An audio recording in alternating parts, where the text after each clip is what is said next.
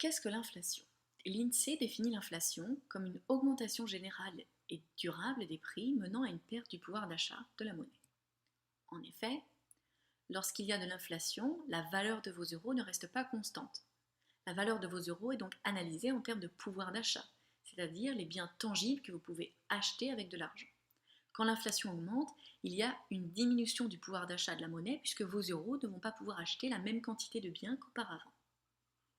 L'échelle de valeur de l'inflation est le taux d'inflation, c'est-à-dire le changement en pourcentage, généralement annuel, de l'indice des prix à la consommation, ou IPC. L'IPC permet donc d'indiquer l'évolution dans le temps du niveau de prix des produits consommés par les ménages pour la satisfaction directe de leurs besoins. L'IPC mesure donc le changement de prix d'un panier représentatif de cette consommation nationale en fonction du poids attribué aux différents éléments. Pour que les comparaisons puissent être plus simples au niveau européen, l'indice des prix à la consommation harmonisée, IPCH, est plus fréquemment utilisé afin d'estimer l'évolution de l'inflation en Europe. C'est notamment cet indicateur qui est surveillé par la BCE pour suivre l'évolution des résultats de sa politique monétaire sur les prix. L'IPCH des différents pays est compilé par Eurostat avec l'aide des bureaux de statistiques de chaque pays. Quelles sont les causes de l'inflation? L'inflation peut être liée à une augmentation de la demande lorsque celle-ci est supérieure à l'offre. Les producteurs peuvent donc augmenter leurs prix s'ils ne peuvent ou ne veulent pas augmenter la production. L'inflation peut être liée à une augmentation des coûts de production des entreprises qui peuvent répercuter cette hausse sur leur prix de vente. L'inflation peut également être liée à une création excessive de monnaie, puisqu'une masse monétaire qui augmente entraîne une hausse des prix.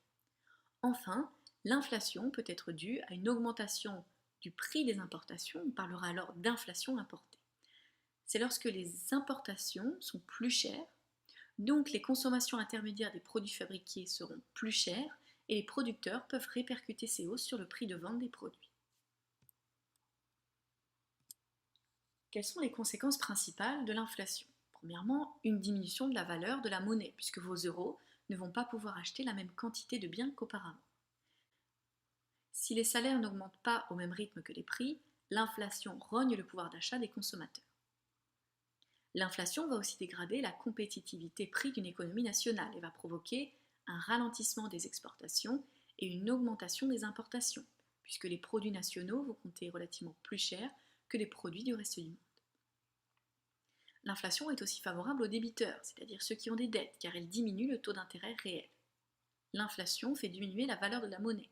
Donc le débiteur peut rembourser sa dette avec de la monnaie qui vaut moins que la monnaie avec laquelle il a emprunté.